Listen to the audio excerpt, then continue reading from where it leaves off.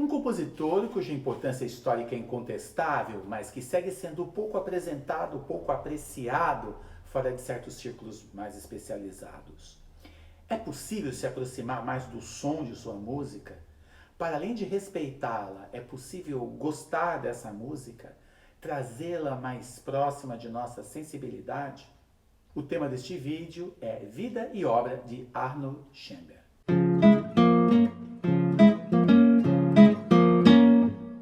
Mas antes, deixe o seu like, sugestões para novos vídeos e inscreva-se no nosso canal. Arnold Schoenberg nasceu em Viena em 13 de setembro de 1874, numa família de origem judaica. Seu pai era de Bratislava e sua mãe de Praga. Começou a estudar violino e imediatamente a compor, já em 1882, aos 8 anos. Praticamente autodidata, teve a partir de 1894 aulas de contraponto com o compositor Alexander Zemlinsky, que havia estudado no Conservatório de Viena e tido contato direto com Bruckner e Brahms. Em 1898, converteu-se ao luteranismo por convicção. Muito tempo depois, em 1933, no ano da ascensão dos nazistas na Alemanha, ele assumirá novamente, como um gesto simbólico, a fé judaica. Em 1899, aos 25 anos, compôs o sexteto de cordas Noite Transfigurada, Opus 4. Trata-se de uma fusão bem-sucedida entre duas vertentes tidas como opostas no alto-romantismo, a saber, Wagner e Brahms. O cromatismo harmônico de Wagner e de Liszt é referendado não só pelo uso que faz dos cromatismos e das modulações, mas também pela própria forma lisztiana do poema sinfônico. Embora totalmente instrumental, o sexteto de Schoenberg baseia-se e segue a estrutura narrativa de um poema de Richard Demel. Mas há também no Opus 4 o foco no desenvolvimento motívico temático, que havia sido levado ao limite por Brahms. É ele também, Brahms, que inspira Schoenberg a tomar emprestada a formação camerística do sexteto de cordas. Noite Transfigurada é, assim, não um poema sinfônico, mas um poema de câmara. O início, na viola, remete a Schumann, a Brahms. É quase modal.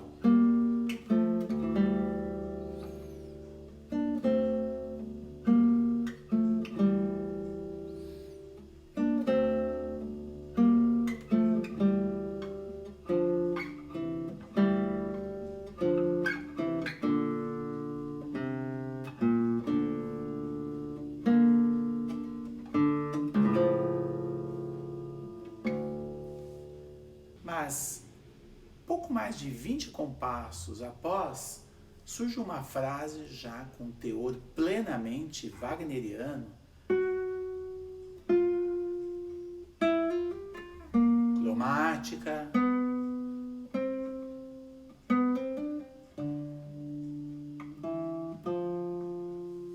no poema Um casal caminha sob o luar. A mulher confessa ter tido uma relação com um estranho de quem está grávida. Ela está desesperada porque ama o companheiro que está diante dela. O homem escuta a narrativa da mulher e, no momento decisivo, inesperadamente, ele afirma que a perdoa e que aceita a criança como se fosse sua. Schoenberg, num pano de fundo dado por um acorde de Mi bemol menor, que fecha o movimento correspondente à fala da mulher, segue por um luminoso Ré maior no início da resposta do homem.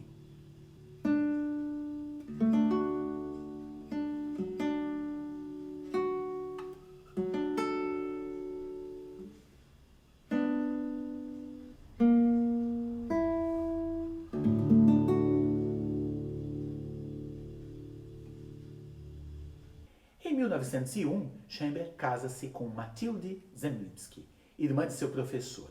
Eles terão 2 filhos, Gertrude e Georg. Nessa época, compõe os grandiosos Gurre-Lieder, estreados em São Paulo apenas no século XXI, em 2015, pela USESP, com quase 300 músicos e cantores no palco da Sala São Paulo, como parte das celebrações dos 80 anos de idade do maestro Isaac Karabichevsky. Schoenberg viveu em Berlim entre 1901 e 1903, onde compôs também o poema sinfônico Pelléas e Mélisande, opus 5. Em 1906, ele escreveu a Sinfonia de Câmara número 1, opus 9, a qual comentaremos a seguir. E em 1907 e 1908, o Quarteto de Cordas número 2, o opus 10. Em 1909, surgiram as 3 peças para piano, opus 11, as 5 peças para orquestra, opus 16, e a ópera em 1 ato, Erwartung, opus 17, entre outras obras.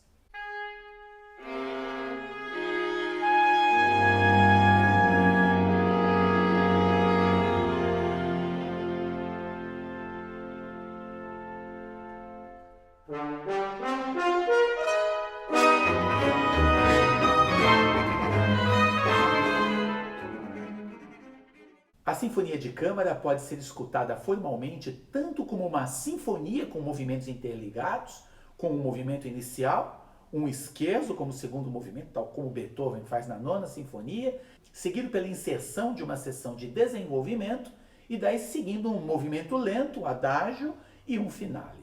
Mas ao mesmo tempo, a obra pode soar como um grande movimento único em forma sonata, sendo a exposição o primeiro movimento, havendo o desenvolvimento e usando o finale como reexposição, tudo isso entremeado por 2 intermédios, exatamente o scherzo e o adágio. As 2 interpretações são sustentáveis e podem conviver sem que se decida por apenas uma delas. Ambas podem ser escutadas. A obra, para 15 instrumentos, marca uma inédita unidade entre processo temático de expansão tonal, com acordes montados por sucessões de quartas, associado a uma contenção ou mesmo compressão formal. Os instrumentos são violino 1, violino 2, viola, violoncelo e contrabaixo, apenas um quinteto de cordas, flauta, oboé, corno inglês, clarinete em ré, clarinete em lá, clarinete baixo em lá, fagote, contrafagote e 2 trompas. São 10 sopros contra somente 5 instrumentos de cordas. Durante alguns meses, em 1908, Mathilde teve um caso fora do casamento e deixou o lar. Mas eles se reconciliaram e permaneceram juntos até a morte dela em 1923. Em 1911, publica o Harmonielehre, o Tratado de Harmonia, suma da harmonia tonal que não ultrapassa suas fronteiras, como a obra do compositor Schoenberg fará. É dedicado à memória de Gustav Mahler. Schoenberg muda-se para Berlim em 1911, onde completa de fato a orquestração dos Gurrelieder e escreve as aforísticas 6 peças para piano, opus 19. Em 1912, ele escreve Pierrot Lunaire, opus 21, 3 ciclos de 7 poemas de Albert Giraud em tradução para o alemão.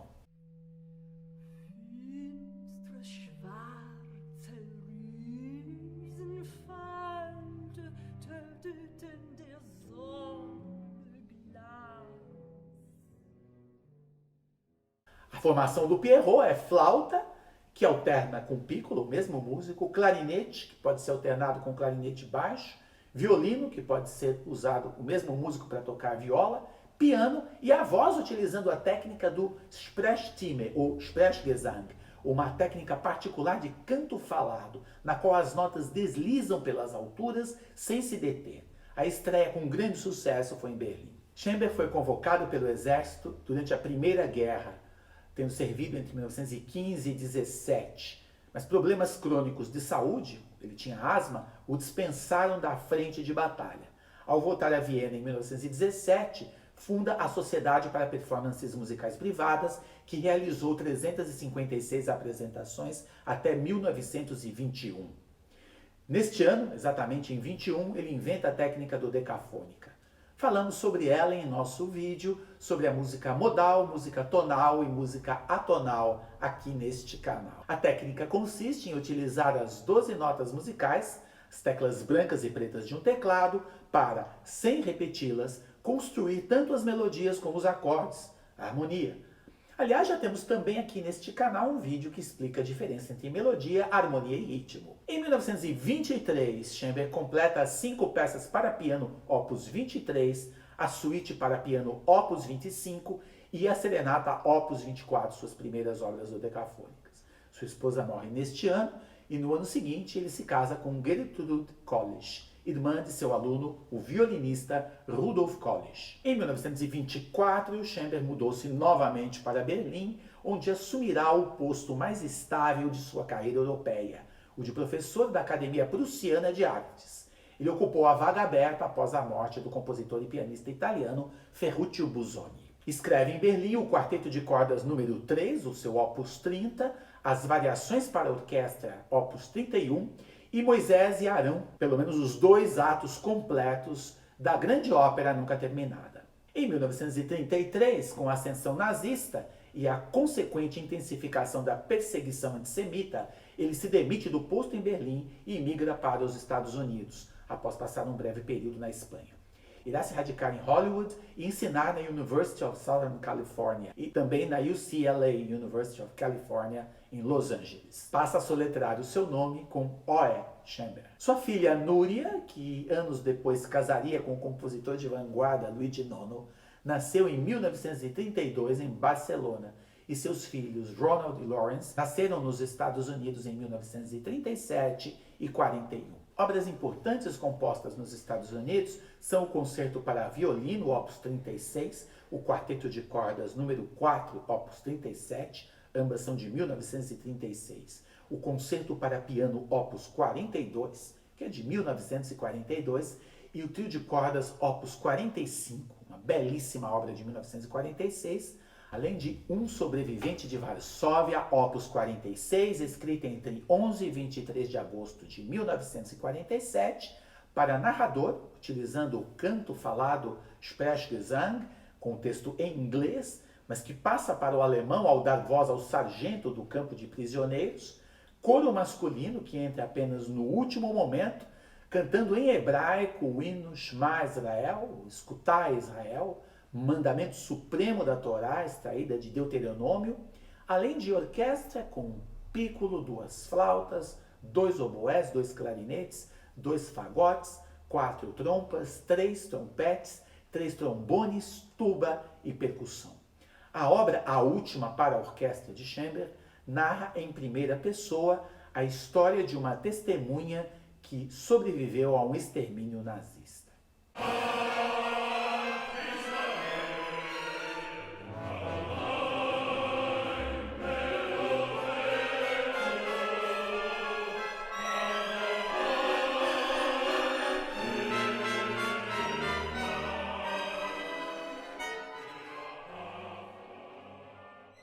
Schember morreu em 13 de setembro de 1951 em Los Angeles.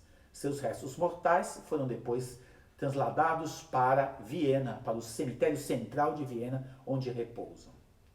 Em geral dividida em 3 fases, a romântico-expressionista, a de noite transfigurado, a atonal livre, como em Pierrot Lunaire, e a dodecafônica, com a maioria das obras, mas não todas, após a suíte Opus 23 para piano, incluindo a derradeira obra orquestral O Sobrevivente de Varsóvia, na verdade é possível encontrar uma unidade artesanal para além das técnicas usadas em cada fase. Schember busca sempre um desenvolvimento por igual, por inteiro, de todos os parâmetros sonoros. E cada passo que dá numa componente musical, melodia, harmonia, ritmo, forma, parece afetar igualmente todos os demais. Isso dá à sua obra um compromisso ético que independe do estilo e que preza em sua inovação o vínculo com a tradição passada. Ela traz a seu modo outras formas possíveis da beleza.